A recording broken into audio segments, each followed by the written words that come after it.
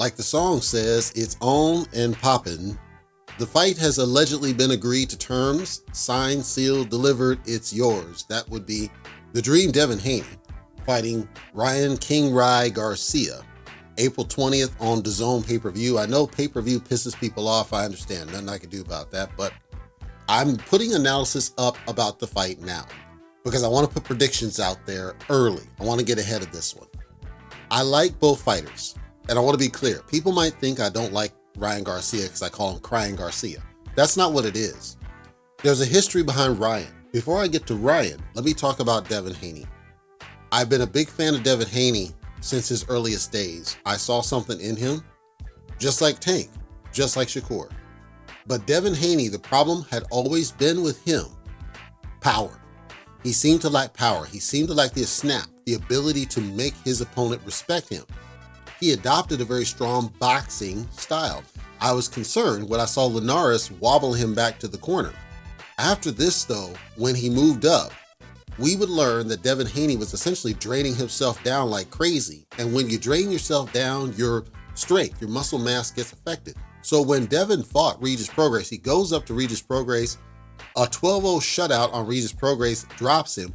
Power we hadn't seen before. We're not talking blistering dominant power, but certainly power we didn't expect. And apparently against Prograis, he was still draining himself.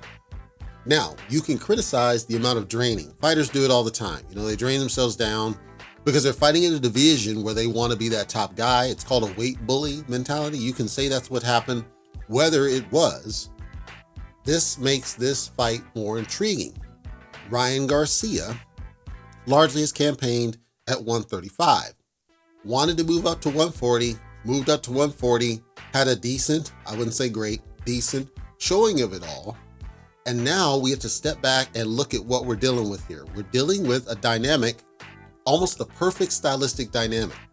A pure boxer. You can't get more pure than Devin Haney. Pure boxer. Going against a guy in Ryan Garcia who's ultimately nothing but power and speed. Ryan Garcia is not precise, except when he can be, but you saw with Tank. Tank was like the Matrix in there, evading and dodging every single punch that Ryan threw with the exception of the one round where Ryan first got dropped. Okay, Ryan pretty much blitzed that whole round, won that whole round until Tank dropped him. And then what happens? Ryan's never the same. It only took the one shot though. I've said Ryan Garcia's weakness is not boxers, it's power, because he makes these mistakes. He tends to make mistakes in the pocket. He tends to make mistakes at range. He tends to make mistakes coming in. He tends to make mistakes on the back foot. His chin tends to be up in the air. But it takes power to exploit the vast majority of that and avoid what comes back at you. Because if you don't have the power, you might be able to get in there and land something, but if Ryan can take what you're throwing, he's gonna nail you back with a shot that you may not see coming. That's been, in what I saw, the vast majority of his style. If he can take your shot, he's gonna come back at you. If he can't take your shot, he's toast for the remainder of that business.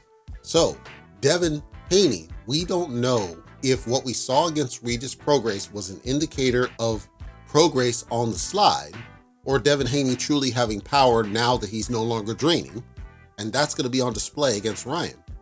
With Ryan, what we don't know, now that we saw him against Tank, Tank's a quality boxer in his own right, but he's, in my opinion, from a pure boxing perspective, he's nowhere close to Devin Haney.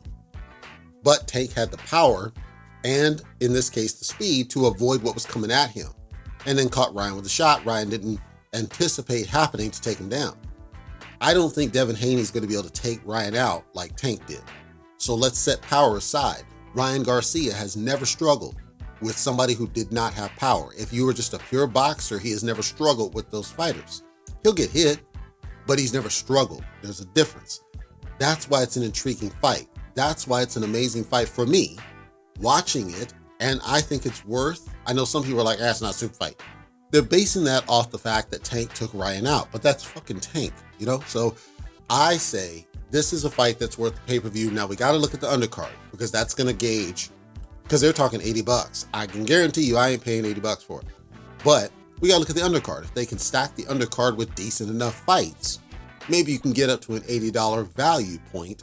But for an April showing, it's going to be really difficult because if Canelo wants to get back in the ring close to May, the build-up and the promotion for his, whatever that is, might usurp some of the fans off that one that they're not going to be able. I actually had this argument on gaming forums.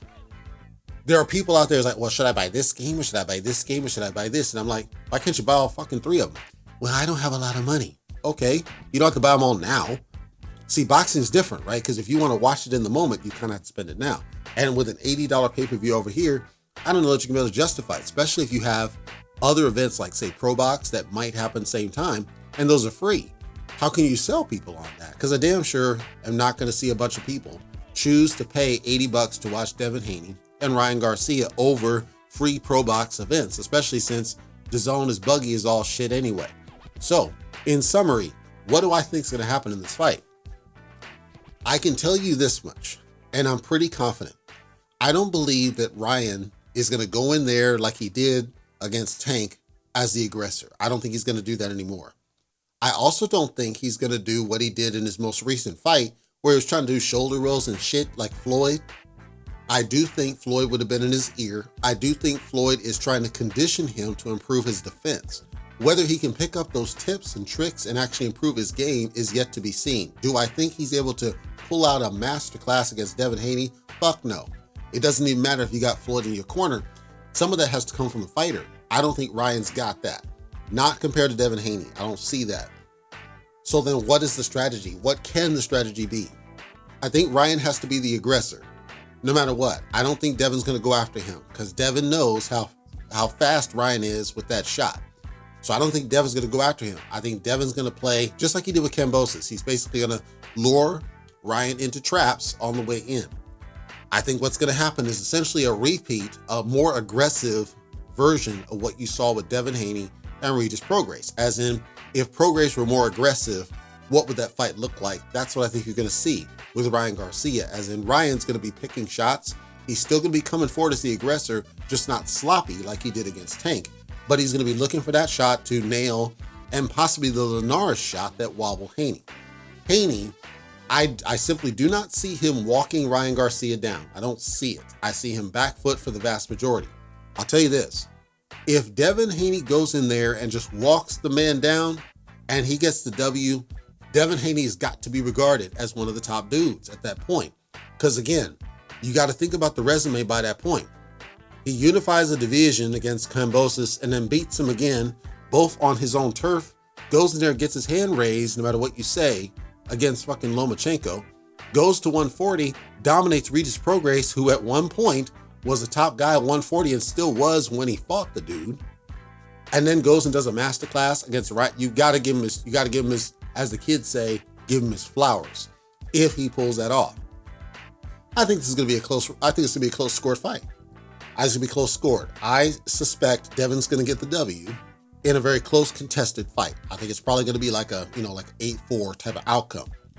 If somebody gets knocked down, if somebody's going to get knocked down, I believe it's going to be Devin if somebody gets knocked down. I don't know that somebody will, because if Devin stays on that move, Ryan's not going to drop him.